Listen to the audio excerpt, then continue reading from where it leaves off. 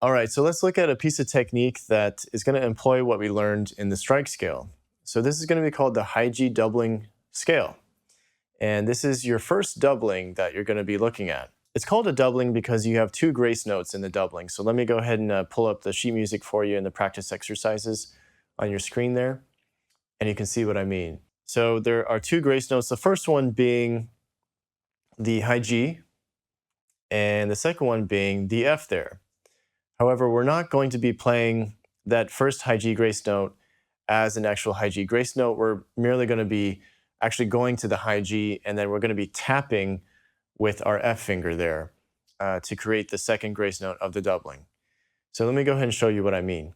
So for example, like starting from low A and going up to high G with the doubling would look like this.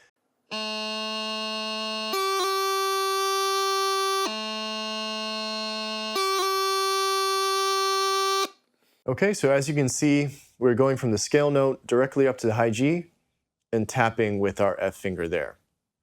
Okay, so that's going to be the same methodology that we use for all the scale notes. Let me go ahead and show you how it looks up to speed.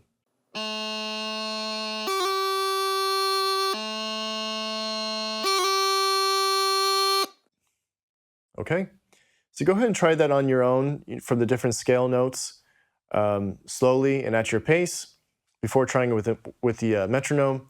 And let me go ahead and play it for you with the metronome now.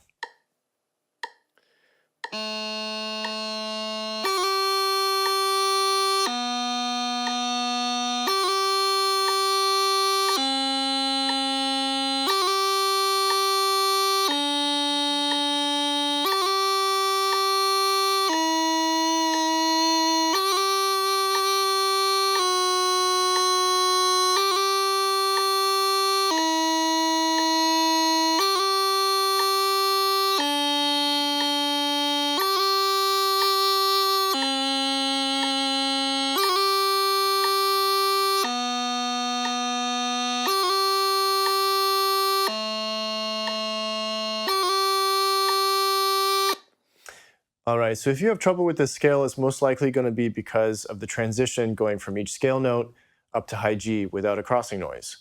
So if you're having issues with that, I would encourage you to do a scale like this, where you go from each scale note up to high G and back down, and really practice that transition.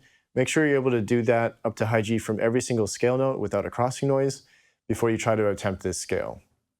So let me show you what I mean.